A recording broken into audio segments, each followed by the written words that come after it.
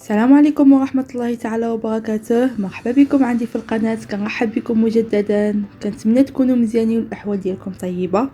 فيديو اليوم غيكون عباره عن كيك مول العجيب بطبقه كريميه كتجي روعه في المذاق، منعشه بمذاق الليمون، كتجي خفيفه بمكونات اقتصاديه موجوده في كل بيت. باش ما نطولش عليكم خليكم مع الفيديو باش تكتشفوا معايا المكونات والطريقه ديال التحضير. على بركة الله نبداو في المقادير. اولا نبداو في المقادير ديال الكيكه. غنحتاجو 2 بيضات ضروري يكونوا درجه حراره المطبخ. غنحتاجو كاس مع مارشي ديال السكر، قياس ديال كاس بالعنبه. غنحتاجو كاس ديال الزيت. غنحتاجو كاس الا ربع ديال الماء عادي من كريفو. غنحتاجو دانون ديال الليمون، نكهه الليمون فئه 110 غرام. غنحتاجو قشور الليمون. غنحتاجو خميره ديال الحلوى، 2 ديال الخميرات ديال الحلوى. غنحتاجو معلقه كبيره ديال الخل بالليمون. غنحتاجو الطحين. انا ديك الساعات غنقول لكم شحال عاد حفظت لي هذه الكيكه. نبداو في التحضير ديال الكيكه. اولا كنعملوا واحد رشيشه ديال الملح، كنزيدو 2 البيضات،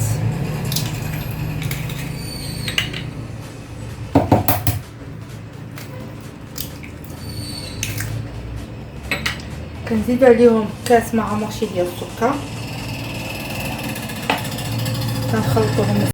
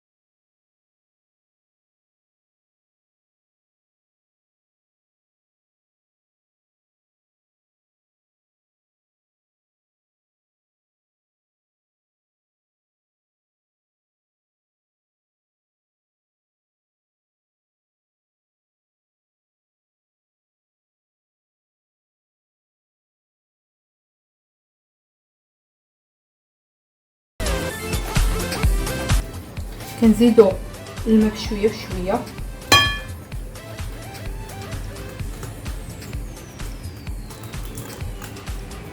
كاس الا ربع من الماء.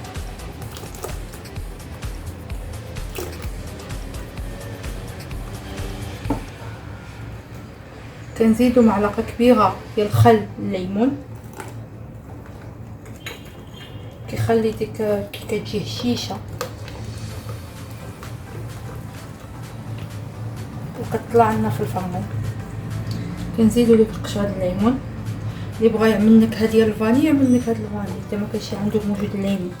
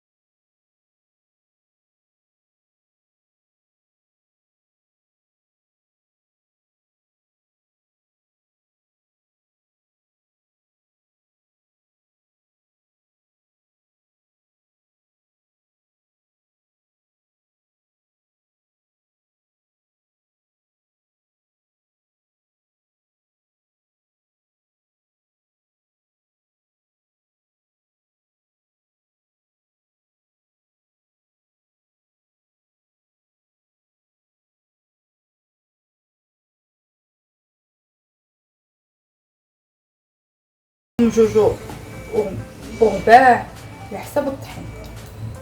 هو القوام ديال الكيكه ديالنا. دابا نوجدوا المول، وفي هذا الاثناء نشعلوا على الفران باش يسخن. هذا هو المول اللي غنستعملوه، مول العجيب. كندهنوه مزيان بالزبده ونشعل عليها الطحين. بالنسبه للقياس ديال المول عندي انا ديال 24 سنتيمتر. كنفرغوا فيه الكيكه ديالنا. بالنسبه للفرن كنسخنوه في الاول مزيان. ديك الساعه ملي كندخلوا الكيكه ديالنا كنقصوا عليه، كنشعلوا عليه حي من التحت حتى كطيب. كتشوفوها طابت من الجناب. هاد ديك الساعات كتشعلوا عليها من الفوق. بالنسبه للفرن كهربائي كتسخنوه مزيان على 200 درجه. ديك الساعات ملي كتدخلوها كتعدلوها على 180 درجه. كتشعلوا عليها عي من التحت حتى كطيب من التحت، عاد كتشعلوا عليها من الفوق.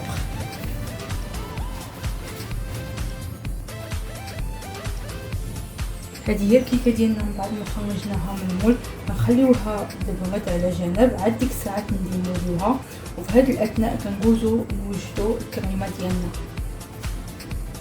بالنسبه للكريمه ديالنا غنحتاجو فيها نص لتر ديال الحليب، 3 معالق ديال السكر، معلقه كبارين، 3 معالق كبارين ديال مايزينا. غنحتاجو عصير ديال الليمونه وحده والقشره ديالها. غنجيبو الكاسوله ديالنا ونخوي فيها الحليب، نص لتر ديال الحليب. غنزيدو عليها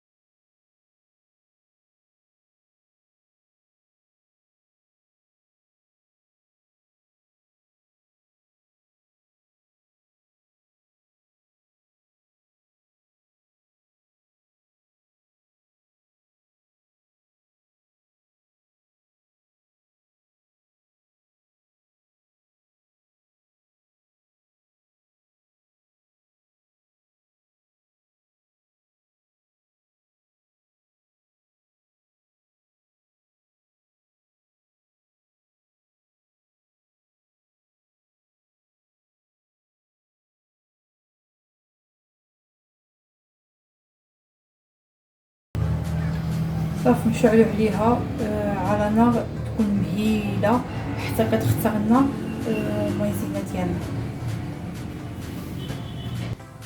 غنزيد واحد من المكون واحد اخر ما قلتلكمش في الاول، هو الخنقم، معلقه صغيره.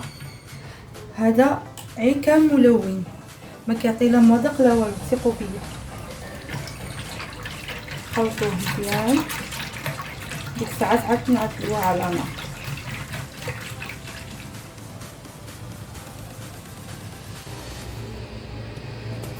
هانتوما كيف ما كتشوفوا معايا على عافيه مهيله كنعدلوا الكريمه ديالنا ونبدا نحركوا فيها ما نغفلوش عليها حتى كتختار لنا الخليط ديالنا. غنبقى انا نستمر في التحريك حتى يختار لنا الخليط ديالنا ونرجع معكم. ها هو الخليط ديالي وجد. دابا يمكن نطفي عليه البوطه. صافي ها هو وجد. شفتوا ديك الخنقم اللي زيت كملون وصافي ما كيعطي لا مذاق لا والو. من بعد ما ديموا لينا الكيكه ديالنا غنسقيوها بالسيرو. السيرو ديجا حضرته معكم في الفيديوهات السابقه. غنسقيوها غير شويه ماشي بزاف.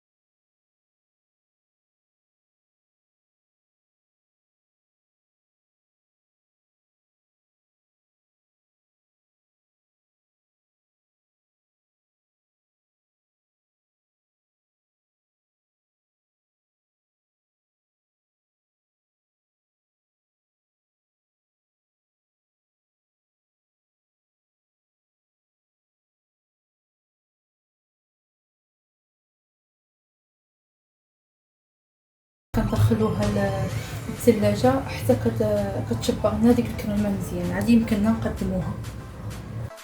هذه هي الكيكه ديالنا من بعد ما خرجتها من الثلاجه. بالنسبه للتزيين كل واحد يزينها باش ما بغى.